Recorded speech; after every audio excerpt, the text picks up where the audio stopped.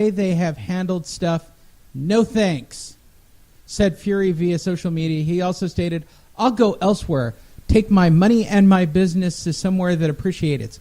In other words, right. I'm going to go to Russia where they don't drug test. Or the USA. We drug test. He's not going to pass. Tyson Fury is a crossover star now. Why is he not fighting Shannon Briggs? Let's get it over with. It looks like they are, though. They're starting to troll each other on social media. It's a perfect opponent for Fury. He's been out for 2 years. Briggs is a has-been with the loud mouth. I think Briggs will beat him. No, I don't see it anymore. Briggs is another steroid junkie. We don't even know if he'll pass the drug test when the fight is signed. Yeah, I just think Tyson Fury can make that decision right now because he's bigger than the British Boxing Board. He can go anywhere, make money, make millions. 3 years down the line, say, okay, I'm ready for my comeback home fight or whatever, get his boxing license, and then make $1 million over there. So not a hard decision for Fury here to get a little publicity, right? Get his name out in the papers by saying he's not going to fight under their license. Didn't see that anyways. I think he's coming to the States. I think a lot of these UK heavyweights, Anthony Joshua, another one, who's going to be crossing over. And Lee, do you see who's talking about making a return? Yeah, I saw this. So for those of you wondering, apparently the other Klitschko, who you've never seen at a party with the other Klitschko, Vitaly Klitschko, this would be Dr. Hammer, right? Dr. Hammer, yes, Dr. sir. Dr. Hammer, the original, the guy who actually fought all the lineal champions. Yeah, in the professional rankings, he's probably the better of the two brothers. And for those of you who don't know, he is the WBC champion emeritus. Still, that means he's the man right now. I think he's still technically. Hey, he would knock out Deontay. No, if he were to say he was active, he would automatically become the number one WBC. Yeah, Deontay turns into he turns into. And Deontay would have to fight him as the number one contender. And they're even after a 5-year layoff. I don't even know how long it's been. I'm putting 500 on Klitschko. Oh, I'm putting the house on Klitschko. Yeah. He dropped that hammer all day. And ridiculously, that's not what Klitschko wants. Klitschko wants a piece of Anthony Joshua. Yeah. Yep. If I were Anthony Joshua, I'd be terrified. I think they take that fight, though. I think you take the fight. I think it's another $5 million payday. Yeah, as long as Klitschko's not talking about prolonging this thing a year or so. If Klitschko wants to fight Joshua on a return bout, he signed that up because there will be ring rust there, and Joshua is probably too young right now for ring rust from Klitschko to be in the ring. So if I was Joshua's team, I'm definitely calling them up and seeing if this is a true rumor from the Klitschkos or not. You know, I would love to believe that it's real. Older brothers don't like seeing their younger siblings get knocked out, though, right? Did it bring the fire back, Lee? Did he I'm gonna kick his ass? I'm gonna beat your ass. You knock out my little brother. It's a great storyline. It's a great storyline. It'll sell tickets, and knowing Eddie Hearn, it's probably a great deal not to pass up on. Durrell to fight Dolan, not Chavez Jr. Former WBC super middleweight world champion Anthony Durrell has been named by Julio Cesar Chavez Jr. as his next opponent November 11th at the LA Forum. But it looks like Durrell is going a different direction. PBC announced today that Durrell, 38-0-1-1-1, will meet Dennis Doughlin in an FS1 televised 10-rounder on November 17th from Dort Federal Credit Union Center in Flint, Michigan. Wow, what a step down. Now, here's the thing that I'm interested in. I get Chavez Jr. wanting to fight on November 11th.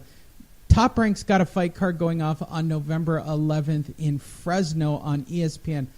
PBC kills me.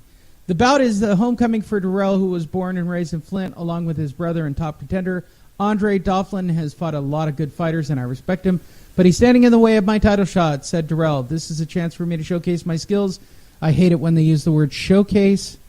I'm going for a stoppage. You had better.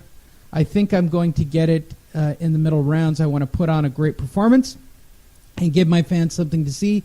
I'm going to get this job done. Here's the problem. Your fans and your family won't be able to afford tickets if they're all from Detroit. What? Just saying. Do they even have clean drinking water yet in Detroit? And no, I don't know if that's been solved. I don't think that's been solved yet. No. And to be honest with Darrell you, has been drinking the water in Detroit. And if you're wondering if I'm being shitty, I am. I'm over the Darrells. Yeah, you can say you're over both of these guys. I'm over both of them. I've gone to many of their fights. They're fighting so many Dennis Doughlins of the world that I'm over it. And they're supposed to always be showcasing their skills. They're always the next big guy. Hey, F off. I'm over it. Fight for a title or move on. This kind of just a knock to Chavez Jr., who about a few weeks ago was announcing that he was fighting Darrell. Chavez Jr. should be able. Look, obviously they want to get him on a November 11th card at the Forum, and Chavez Jr. will sell that card by himself. They just need to find somebody that.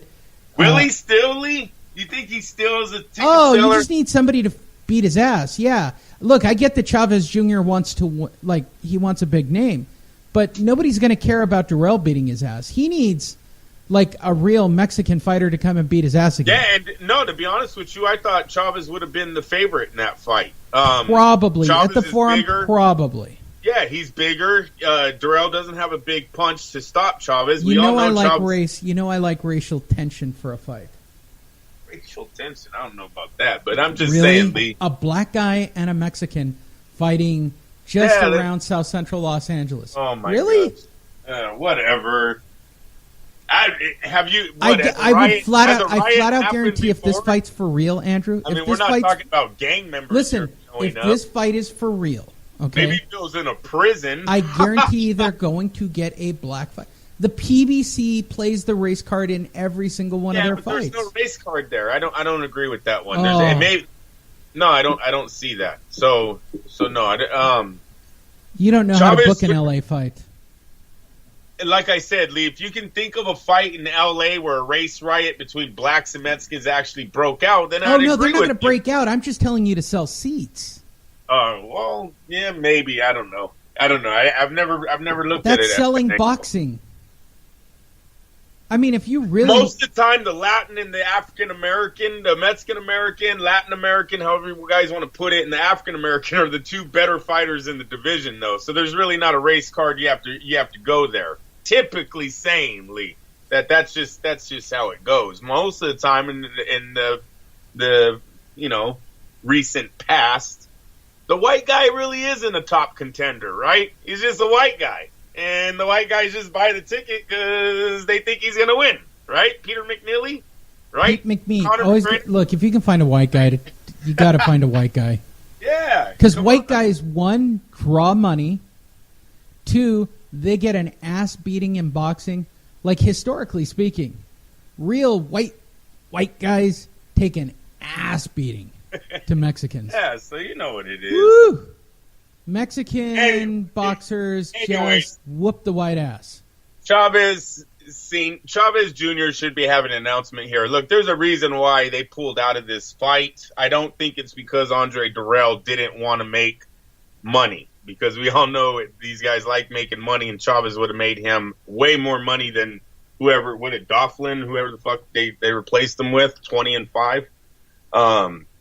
So it's Chavez Jr. that probably had a bigger offer here. I don't know where he's going.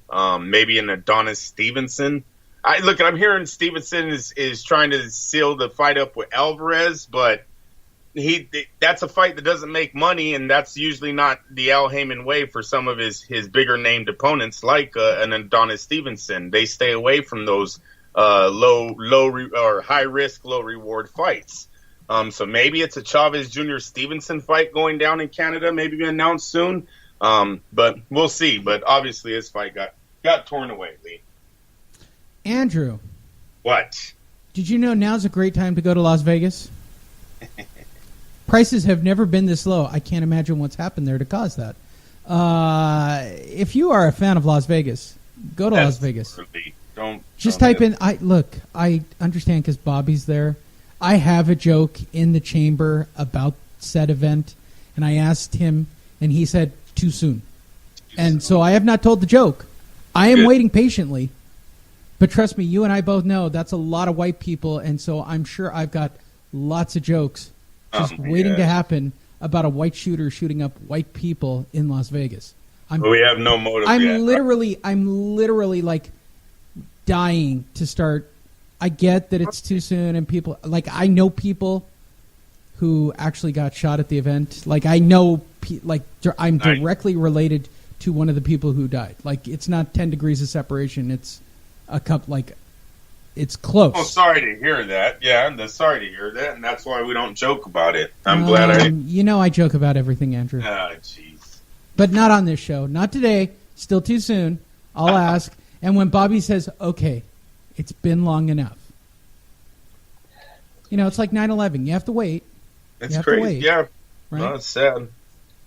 There are people who still won't let me tell Kennedy jokes. All right, I get it. It's too soon. But I digress. It's really cheap in Vegas right now, and the town needs your support. Type in LasVegasDiscount.net, save over 50%, help support Andrew get to Fresno. Was that the commercial? Yeah. Oh, geez. How'd I do? Terribly. Did I fuck it up a bit? Oh, no. Oh, sorry about that. Am I going to lose a sponsor over this one? Yeah. Nothing like tragedy to get a discount in Vegas. Head out to Vegas, everyone. LasVegasDiscount.net. Go visit the crosses as you drive into town. What do you want me to say? Like, that's who our sponsor is. Hey, when you drive into Vegas, stop at the Vegas sign and check out the 58 crosses. Yeah, no, it's sad, man. Dude, you know for a fact because you know me, but I was at his concert on that Friday night up in Wheatland. I saw Jason Aldean on Friday night in Wheatland. Wow. Yeah, we were thinking about going to the only reason we didn't, I was tired of driving. I was too lazy to go on Sunday. Leigh, the only thing I want to point out that I think is getting lost in all of this is the fact that while this man was using legal guns, while he was using legal guns, the bump stocks, he was using illegal guns, and the fact that he did not have a federal license for them. Making him a criminal. First off, they keep saying he's not a criminal. He is a criminal because he had guns that he didn't have a license for. Criminal, period. So that's there, and we need to stop going after the law-abiding citizens. What I want to know, Leigh, and then I want to get off of it. Do you even own a gun? Yes, I own about 6. So do we. Leigh, what I want them to do is go after the illegal sellers. Why aren't we talking more about, Leigh? I promise you, when you look at the gun show stuff and all that wackadoodle. No, but the gray. Even the gray area. People, I'm telling you right now, it's never the gun show that the gang member walks into, buys a gun, and then commits a drive-by. Those guns, it's the guns that are stolen out of homes, the guns that are stolen from armed security guards that are not cops. It's these guns that are in our streets with no serial numbers that are doing mass murders. Yes, this man did a mass murder, but I swear to God, every year there's mass murders in America by illegal guns, and that's something we need to aim a little bit more at. This man had illegal guns. I want to know where he purchased them. I want stiffer laws when we do catch the men that are selling these illegal guns. Now, and this is going to affect some of the people that I grew up in my neighborhood. I'm dead serious, Leigh. I knew illegal guns were on my street. I grew up in the ghetto too. You understand? But we need stiffer laws. When these kids, because see right now, Leigh, if you get caught with one of these guns that are off the record, right? The cops will use the bullet and nail you with every crime that gun has committed. Well, maybe we should add, obviously that's not scaring these guys into selling these guns around. Maybe we need to add some more years on. If you're caught with a gun that's not on file, you're getting 12 years automatically. I don't care what cases you have on this gun. It's 12 automatic. So, and that's it, Leigh. We can't lose what was going on there. This man had legal guns. The media likes twisting it up. The left, whatever you want to call it, they like twisting it up. Oh, he had legal guns. We need stricter laws on guns. Bullshit. He had legal guns, but they were illegal in the fact that he did not have the license for them. I want to nail the guy that sold him those. That's it. That's all I got.